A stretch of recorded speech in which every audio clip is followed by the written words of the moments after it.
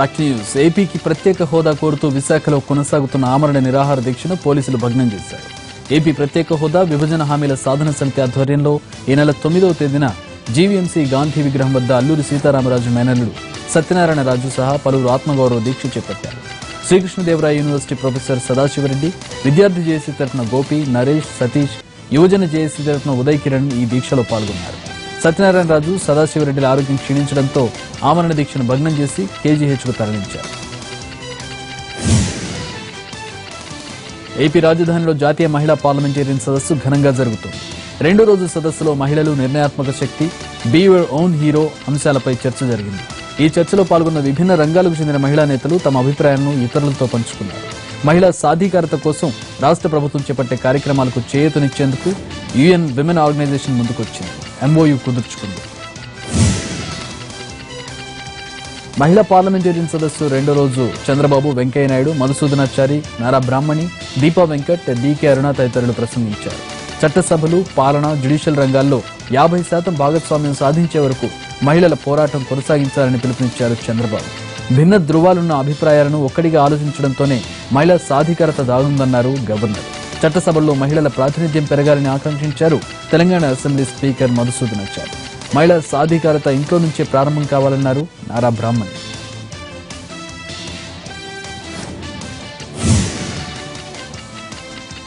అన్ని రంగాల్లో విజయాలు సాధిస్తున్నా సమాజంలో స్త్రీపై ఉన్న వివక్ష మాత్రం పోవడం లేదన్నారు లోక్సభ స్పీకర్ సుమిత్రా మహాజన్. విజయవాడలో జరుగుతున్న జాతీయ మహిళా పార్లమెంట్ సదస్సులో ఆమె మాట్లాడారు. హక్కుల్లో వెనుకబాటుతో పురుషుల కన్నా తక్కువనే భావన మహిళల్లో నెలకొందని, విద్యారంగంలోనూ అబ్బాయిల కంటే అమ్మాయిలే ఎక్కువగా రాణిస్తున్నారని సుమిత్ర తెలిపారు. పేద రైతుల కోసం కేంద్రం పంపిన డబ్బును తెలంగాణ ప్రభుత్వం దారి మళ్లించడం దారుణమన్నారు బీజేపీ నేత కిషన్ రెడ్డి. నల్గొండలో జరిగిన పండిత్ దీన్ దయాళ్ జయంతి వేడుకల్లో ఆయన పాల్గొన్నారు. కేసీఆర్ ప్రభుత్వానికి పేదలు, రైతుల పట్ల చిత్తశుద్ది లేదని మండిపడ్డారు. కరువు మండలాలకు న్యాయం జరిగేలా బడ్జెట్లో కేటాయింపులు పెంచాలని ప్రభుత్వాన్ని డిమాండ్ చేశారు.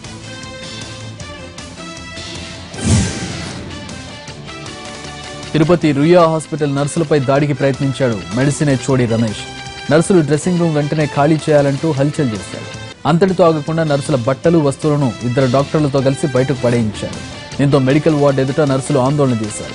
డ్రెస్సింగ్ రూమ్ ఖాళీ చేస్తే తమంతా బట్టలు ఎలా మార్చుకోవాలంటూ ప్రశ్నించిన నర్సులు సమస్యను పరిష్కరించుకుంటే విధుల్ని బహిష్కరిస్తామని హెచ్చరించారు. ప్రొఫెషనల్ కోర్సుల్లో ప్రమాణాలు పెంచేందుకు చర్యలు మొదలుపెట్టింది కేంద్ర ప్రభుత్వం. ఇప్పటికే దేశవ్యాప్తంగా మెడికల్ కోసం ఒకటే పరీక్ష నిర్వహిస్తున్న కేంద్రం ఇప్పుడు ఇంజనీరింగ్ పై దృష్టి సారించింది. ఆ మేరకు ఇంజనీరింగ్ అడ్మిషన్ల కోసం జాతీయ స్థాయిలో కామన్ అడ్మిషన్ టెస్ట్ నిర్వహించేందుకు చర్యలు చేపట్టాలని ఏఐసిటిని ఆదేశించింది. 2018 సంవత్సరం నుంచి ఇంజనీరింగ్ కామన్ అడ్మిషన్ అమల్లోకి వచ్చే అవకాశం ఉంది.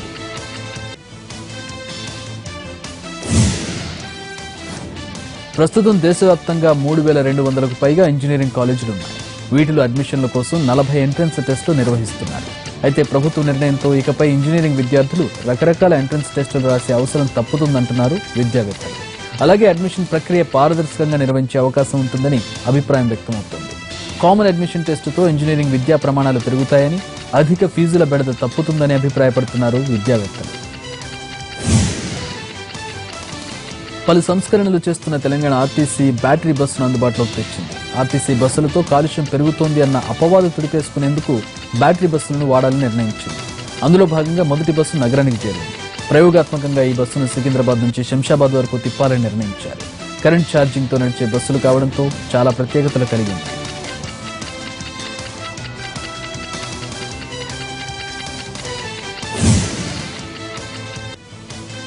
ముగ్గురు దొంగల ముఠాను కడప జిల్లా ప్రొద్దుటూరు పోలీసులు అరెస్ట్ చేశారు. ఈ ముఠా కడప జిల్లాలోని వివిధ దేవాలయాలు, ఇళ్లలో పలు చోరీలకు పాల్పడినట్లు పోలీసులు తెలిపారు.